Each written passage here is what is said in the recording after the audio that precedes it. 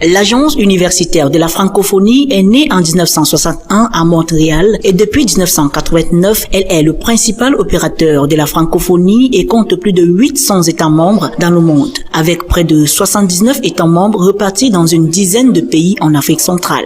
L'Institut universitaire de la Côte abrite depuis mardi 28 juillet 2015 la seconde session de la Commission régionale d'experts du Bureau Afrique centrale et des Grands Lacs de l'Agence universitaire de la francophonie. Les travaux qui durent 2 jours réunissent autour d'une même table des universitaires représentant différents domaines scientifiques ainsi que les établissements membres. Ils ont pour but de porter des avis sur les projets déposés en réponse aux appels d'offres régionaux d'une part et d'évaluer les projets en cours de financement d'autre part, afin de donner aux responsables des établissements membres des facultés de s'informer directement sur la procédure de sélection en vigueur pour les différents appels d'offres régionaux et d'assurer la diffusion au sein de leur établissement. La commission régionale d'experts est l'émanation des conseils scientifiques qui se réunit 2 fois par an, notamment au mois d'avril et de juillet. La première session se tient hors du Cameroun et la deuxième dans un établissement membre du pays abritant le siège du Bureau Afrique centrale et des Grands Lacs. L'Institut universitaire de la Côte faisant partie des établissements membres de l'Agence universitaire de la francophonie, puisque son accession a été validée en 2014, est la toute première institution au Cameroun à accueillir ces grands travaux d'experts.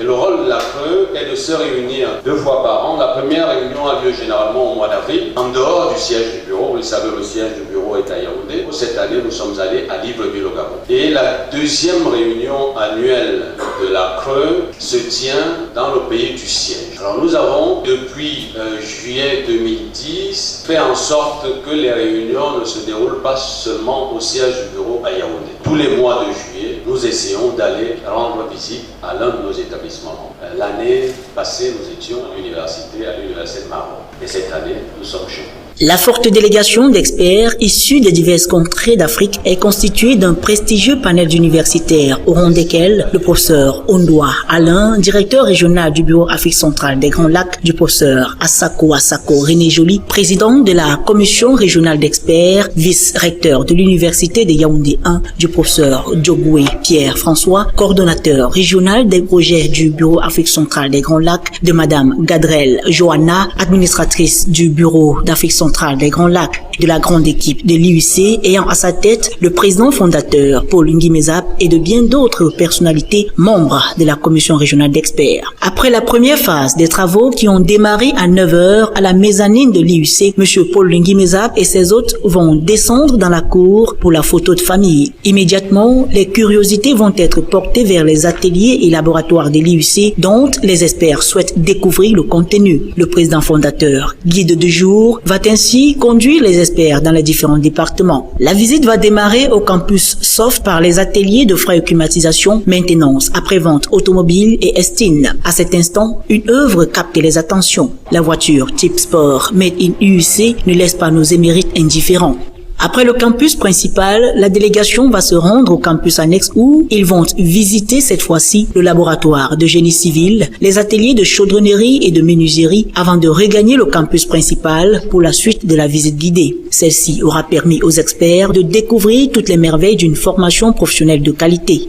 Je suis tout aussi impressionné parce que comme vous avez pu le voir avec nos collègues, venant d'autres pays, la Guinée équatoriale, le Gabon, le Tchad, la Centrafrique, le Congo-Brazzaville, la République démocratique du Congo, le Burundi, tout le monde était vraiment impressionné. Ça donne quand même la fierté quand on voit tout ce qu'on a vu tout à l'heure. Mes impressions, elles sont très bonnes par rapport à cet institut universitaire. Je le dis comme quelqu'un qui connaît bien les sciences appliquées, parce que moi aussi je suis de formation d'ingénieur. Cela étant, je félicite les promoteurs de cet institut. Bravo à eux. Voir un tel institut qui dépasse de loin certaines institutions universitaires publiques en matière d'équipement, en matière de compétences, en matière de management, ça m'a beaucoup impressionné. Je dois dire que j'ai été très fortement impressionné. Et en même temps, ça m'a ravi parce que c'est au cœur de l'Afrique que ce projet, ce grand établissement d'enseignement supérieur privé existe. L'Institut universitaire de la Côte. J'étais fortement impressionné. D'abord par le niveau d'investissement qui est consenti dans l'offre de formation qui fait dans l'exemplarité de l'essuie-glace entre la formation théorique et pratique. J'ai été immensement ravi de constater qu'au plan pratique, il y a un plateau technique à la hauteur de la formation des étudiants à un tel niveau. Pour le président fondateur de l'IUC, qui ne cache pas sa gratitude, c'est une autre preuve que l'IUC a hissé son flambeau au firmament du savoir. Je suis comblé parce que déjà, nous on est le premier institut privé à avoir été accepté par l'AUF. Quelques 8 mois après, ils viennent chez nous. Je crois qu'on ne peut qu'être comblé.